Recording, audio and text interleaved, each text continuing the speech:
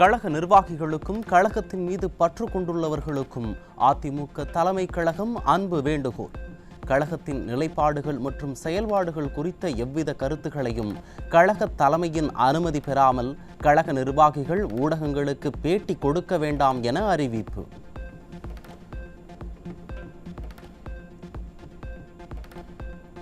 சட்டமன்றத்தில் நெசவு தொழிலாளர்கள் பிரச்சினைகள் குறித்து எதிர்க்கட்சித் தலைவர் எடப்பாடி கே பழனிசாமி பேசும்போது வழக்கம் போல் அரசியல் காழ்ப்புணர்ச்சியால் நேரலையை துண்டித்து விடியா அரசு அராஜகம். மக்கள் பிரச்சனையை கேள்வியாக எழுப்பினால் நேரலையை துண்டித்து அராஜகத்தில் ஈடுபடுவதுதான் ஸ்டாலின் மாடலா என மக்கள் கேள்வி.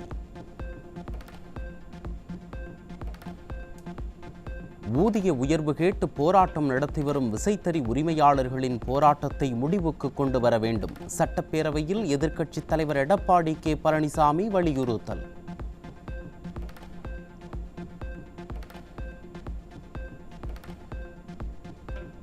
கோவை, திருப்பூர் மாவட்டங்களில் சுமார் 1.5 லட்சம் கூலிக்கு நெசவு செய்யும் விசைத்தறிகள் இயங்கி வருகின்றன. இந்த விசைத்தறியாளர்கள் கடந்த ஆண்டு ஜனவரி முதல் கூலி உயர்வு கேட்டு போராடி வருவதாக எதிர்க்கட்சித் தலைவர் எடப்பாடி கே பழனிசாமி சட்டப்பேரவையில் பேச்சு.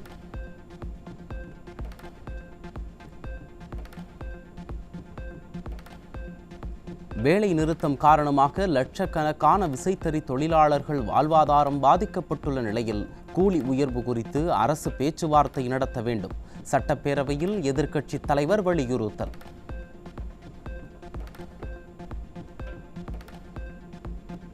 சமத்துவம், சமூக நீதி பேசும் ஸ்டாலின் மாடல் திமுக ஆட்சியில் நீதிமன்ற உத்தரவை தொடர்ந்து விழுப்புரம் மாவட்டம் மேல்பாதி திரௌபதி அம்மன் கோயில் 22 மாதங்களுக்கு பிறகு திறப்பு. சுமார் 1.5 மணி நேரத்திற்கு பிறகு கோயில் நடை மீண்டும் அடைப்பு.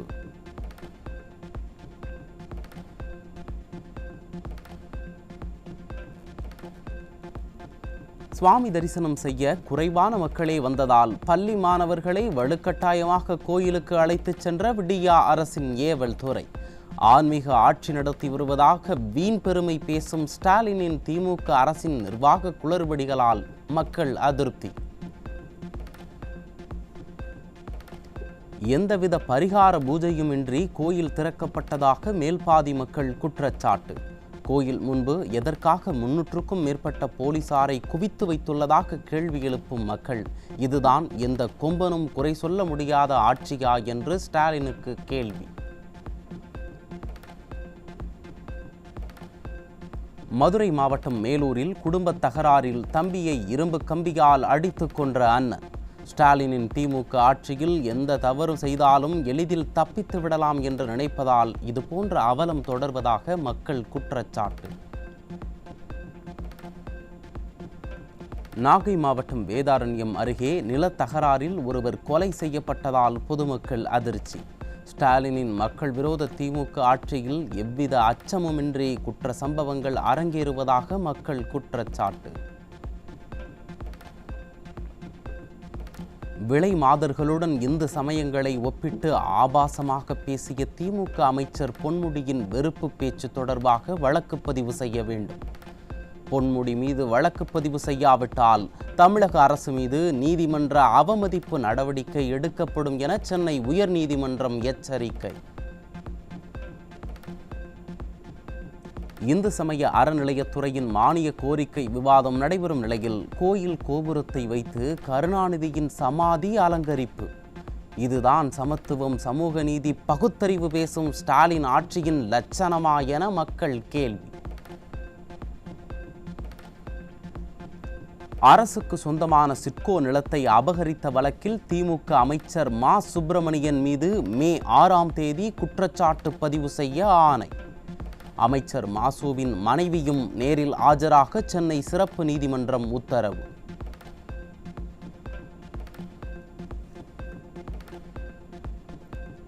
சட்டவிரோத பண பரிமாற்றம் தொடர்பான வழக்கு. அமைச்சர் நேருவின் தம்பி ரவிச்சந்திரனிடம் அமலாக்கத்துறை அதிகாரிகள் மீண்டும் 1 மணி நேரம் விசாரணை நடத்தினர்.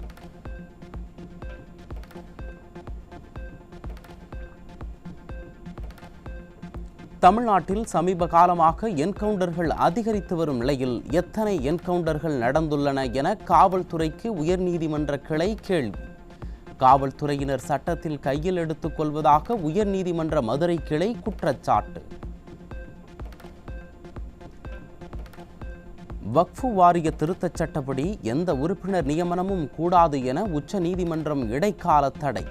வக்ஃபு வாரிய திருத்தச் சட்டத்திற்கு எதிரான வழக்கு விசாரணை மே 5ஆம் தேதிக்கு ஒத்திவைப்பு.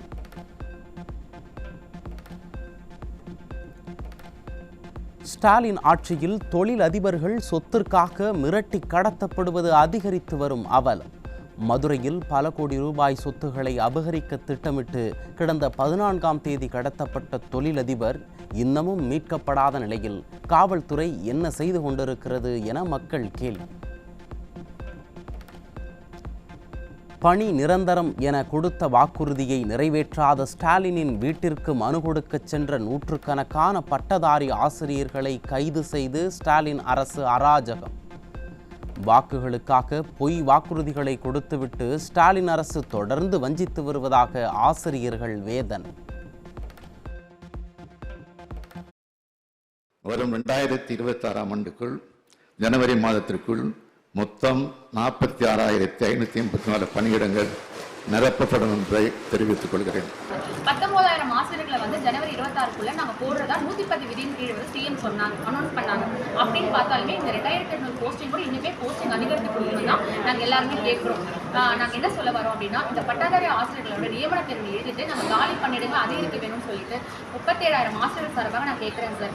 நீங்கள் 1 இயர் ப்ராசஸ் நீங்கள் வந்து நாங்கள் 1 இயராக உங்களுக்கு எல்லா இடத்துலையுமே கொடுத்துமே நீங்கள் எந்த ஒரு நல்ல செய்தியுமே எங்களுக்கு வரல. 1 இயர் முடிஞ்சிருச்சு. 1 இயராக நாங்கள் பெட்டிஷன் கொடுக்குறோம். கடைசி விளிம்பு நிலையில் பள்ளிக்கல்வித்துறை மானிய குறித்து முன்னாடி நாங்கள் சென்னையில் வந்து நாங்கள் எல்லா டிஸ்ட்ரிக்ட்லையும் சேர்ந்து நாங்கள் வந்திருக்கோம் சார். சிஎம் ஐயா வந்து இதை வந்து கனிவுடன் பரிசீலிக்கணும். நாங்கள் என்ன கேட்கணும், எங்களுக்கு காலி பண்ணிடுங்க அதிகரி. மாற்றுத்திறனாளிகளுக்கு 131 கோடி ரூபாயில் உபகரணங்கள் வழங்கப்படும் என சட்டப்பேரவையில் அறிவிப்பு. தாங்கள் கஷ்டப்படும் நேரத்தில் ஸ்டாலின் மாடல் அரசு திட்டங்களை விளம்பரம் செய்து கல்லா கட்டுகிறதா என மாற்றுத்திறனாளிகள் வேதனை.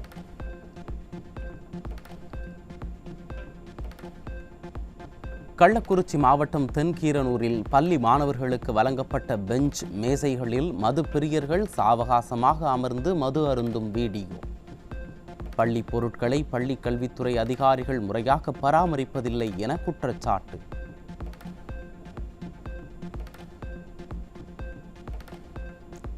இருட்டுக்கடை அல்வாவை போல இனிமையாக இருந்திருக்க வேண்டிய திருமண வாழ்வை சீரழித்த வரதட்சணை பேராசை.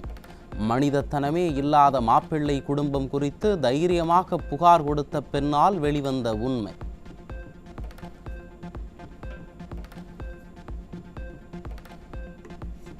நெல்லை மாவட்டம் நாங்குநேரியைச் சேர்ந்த சின்னதுரை மீது 2வது முறையாக கொடூர தாக்குதல் நடத்தப்பட்டதில் படுகாயமடைந்து மருத்துவமனையில் அனுமதிக்கப்பட்டுள்ளதால் பதற்றம். வெற்று விளம்பரத்திற்காக சமூக நீதி பேசும் விடியா ஸ்டாலின் ஆட்சியில் பட்டியலின மாணவன் மீது மீண்டும் மீண்டும் கொடூர தாக்குதல் நடத்தப்படுவதாக மக்கள் வேதனை. கன்னியாகுமரி மாவட்டம் ராஜக்கமங்கலத்தில் பெண்ணிடம் பாலியல் சீண்டலில் ஈடுபட்ட காவலர் பிடிபட்டார். விடியா வெட்கக்கேடு ஆட்சியில் வேலியே பயிரை மேய்ந்தாற்போல் காவல்துறையினரே பாலியல் சீண்டலில் ஈடுபடும் அவலம் என மக்கள் சாடல். வேலூர் மாவட்டம் அணைக்கட்டு அருகே 7ஆம் வகுப்பு மாணவியிடம் பாலியல் அத்துமீறலில் ஈடுபட்ட இளைஞர் போக்சோ சட்டத்தில் பிடிபட்டார். அப்பா பட்டப்பெயருக்கு ஆளாய் பறக்கும் ஸ்டாலின் சிறுமிகளுக்கு எதிராக நாள்தோறும் அரங்கேறும் பாலியல் வன்முறை குற்றங்களுக்கு எப்போது முற்றுப்புள்ளி வைப்பார் என மக்கள் கேள்வி. சென்னை திருவான்மையூரில் இளைஞர்களை சீரழிக்க வைக்கப்பட்டிருந்த ஹெராயின் போதைப் பொருளுடன் ஒருவர் பிடிபட்டார். எதிர்க்கட்சித் தலைவர் கூறுவது போல் தமிழ்நாடு போதைப் பொருட்களின் கேந்திரமாக மாறி வருவது அம்பலம்.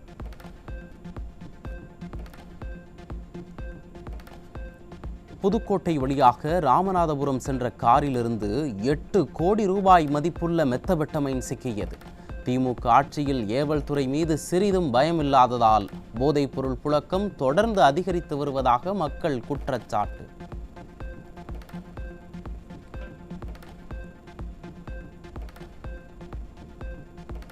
சேலம் மாவட்டம் கெங்கவள்ளி அருகே கள்ளச்சந்தையில் மது விற்பனையில் ஈடுபட்ட பெண் சிக்கினார். கள்ளச்சந்தையில் மது விற்கப்படுவதை தடுக்க முடியாமல் திமுக ஆட்சியில் ஏவல் துறை திணறி வருவதாக மக்கள் குற்றச்சாட்டு.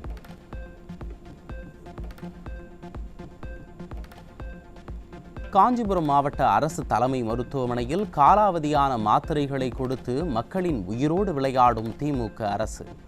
விளம்பரம் செய்வதிலேயே குறிக்கோளாக இருக்கும் சுகாதாரத்துறை அமைச்சர் இது குறித்து உரிய நடவடிக்கை எடுப்பாரா என மக்கள் கேள்வி.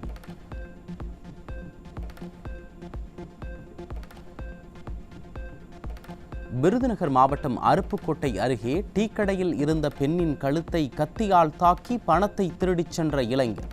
திமுக ஆட்சியில் காவல்துறை முறையாக ரோந்து மேற்கொள்ளாததால் கொள்ளை சம்பவம் தொடர்ந்து அதிகரித்து வருவதாக மக்கள் குற்றச்சாட்டு.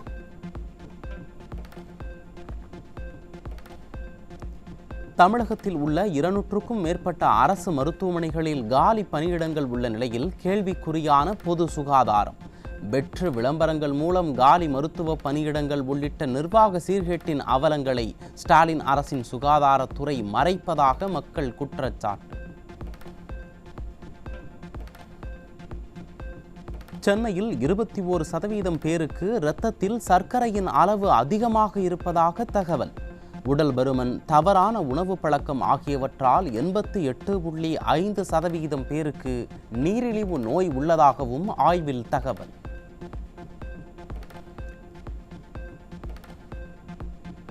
ஆட்டோ கட்டணத்தை உயர்த்த வேண்டும், பைக் டாக்ஸிக்கு தடை விதிக்க வேண்டும் உள்ளிட்ட கோரிக்கைகளை வலியுறுத்தி வரும் 23ஆம் தேதி கோட்டை முற்றுகை போராட்டம் நடத்தப்படும்.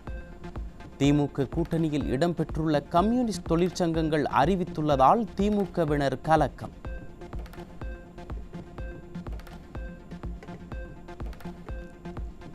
டீசல் மற்றும் சுங்க கட்டண உயர்வை கண்டித்து கர்நாடகாவில் லாரி உரிமையாளர்கள் 3வது நாளாக வேலை நிறுத்த போராட்டம். அரசு பேச்சில் உடன்பாடு ஏற்படாத நிலையில் நாள் ஒன்றுக்கு 4000 கோடி ரூபாய் வருவாய் இழப்பு ஏற்பட்டுள்ளதால் அத்தியாவசிய பொருட்களின் விலை உயர வாய்ப்பு.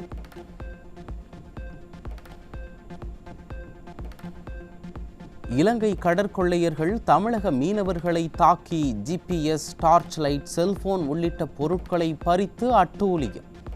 இந்திய எல்லைக்குள்ளேயே நுழைந்து இலங்கை கடற்கொள்ளையர்கள் அட்டூழியம் செய்வதை கடலோர காவல் குழும போலீசார் கண்டுகொள்ளாமல் கும்பகர்ண தூக்கத்தில் இருப்பதாக மீனவர்கள் குற்றச்சாட்டு.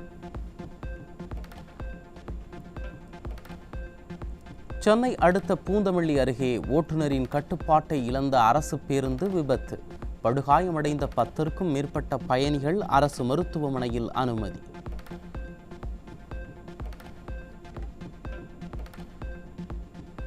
சட்டப்பேரவையில் கவன ஈர்ப்பு தீர்மான விவாதத்தின் போது கன்னியாகுமரி கால்வாய்களை சீரமைக்க 1085 கோடி ரூபாய் பத்தாது என அமைச்சர் துரைமுருகன் தகவல்.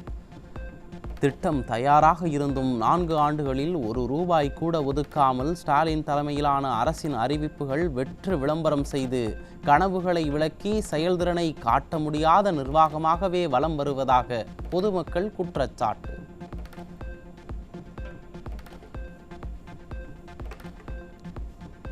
சென்னையில் முதலமைச்சரின் தொகுதிக்குட்பட்ட அயனாவரத்தில் கழிவுநீர் அடைப்பை சரி செய்ய தோண்டப்பட்ட குழி மூடப்படாததால் குழியில் விழுந்த முதியவர். குறைகூற முடியாத ஆட்சி என வாய்சவடால் விடும் விடியா முதல்வரின் தொகுதியிலேயே அதிகாரிகள் அலட்சியமாக செயல்படுவதாக மக்கள் கடுமையாக சாடல்.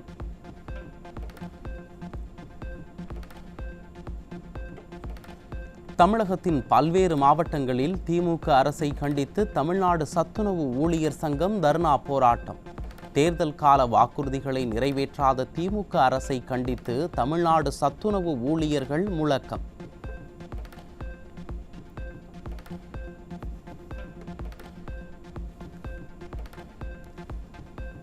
திருப்பூரில் இளைஞர் மீது கொலைவெறி தாக்குதல் நடத்திய காவலரை பணிமாற்றம் செய்ய கோரி பாதிக்கப்பட்ட மக்கள் காவல் உதவி ஆணையர் அலுவலகத்தில் மனு. திமுக ஆட்சியில் காவல்துறையே சட்டத்தை கையில் எடுத்துக்கொண்டு அராஜகத்தில் ஈடுபடுவதாக குற்றச்சாட்டு. சேலம் மாவட்டம் மோகனூர் கூட்டுறவு சர்க்கரை ஆலை கரும்பு நிலுவைத் தொகையை உடனே வழங்க கோரி ஆட்சியர் அலுவலகத்தில் விவசாயிகள் மனு. நிர்வாக திறனற்ற திமுக அரசு இது குறித்து உரிய நடவடிக்கை எடுக்க வேண்டும் என விவசாயிகள் வலியுறுத்தல். சென்னை வேளச்சேரி காந்தி பகுதியில் திமுகவினரின் நலத்திட்ட நிகழ்ச்சியில் டோக்கன் வாங்கி கிழிக்கும் பணியை செய்த போலீசார். சட்டம் ஒழுங்கை பாதுகாக்க வேண்டிய போலீஸ் திமுக ஆட்சியில் ஏவல் துறையாக செயல்பட்டு வருவது இதன் மூலம் அம்பலம். திருப்பூர் மாவட்டம் அவிநாசி அருகே தெருநாய் கடித்ததில் ஒருவர் அரசு மருத்துவமனையில் உயிரிழப்பு. கும்பகர்ண தூக்கத்தில் இருக்கும் மாவட்ட நிர்வாகம் தெரு நாய்களை கட்டுப்படுத்த வேண்டும் என மக்கள் வலியுறுத்தல். திருச்சி மாவட்டம் சிறுகனூர் அருகே சென்னை தேசிய நெடுஞ்சாலையில் விபத்துகளை தடுக்க சர்வீஸ் சாலை அமைத்து தரக்கோரி சாலை மறியல். ஸ்டாலின் மாடல் அரசு மக்களின் பாதுகாப்பிற்கானவற்றை செய்யாமல் உயிருடன் விளையாடுவதாக மக்கள் கண்டனம். திருப்பத்தூர் மாவட்டம் ஆம்பூர் அருகே தேசிய நெடுஞ்சாலையோரம் உள்ள ஏரியில் அழுகிய நிலையில் ஆண் சடலம் கண்டெடுப்பு. ஸ்டாலின் ஆட்சியில் மர்ம மரணங்கள் அதிகரித்து வருவதால் பொதுமக்கள் கலக்கம்.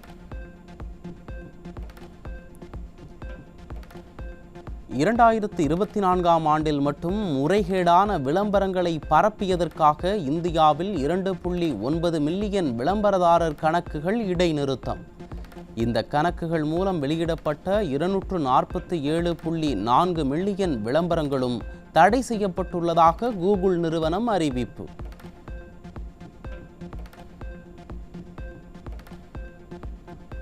சென்னையில் ஆபரண தங்கத்தின் விலை சவரனுக்கு 840 ரூபாய் அதிகரித்து ஒரு சவரன் 71,360 ரூபாய்க்கு விற்பனை. தங்கத்தின் விலை 71,000 ரூபாயை தாண்டியதால் நகை பிரியர்கள் அதிர்ச்சி.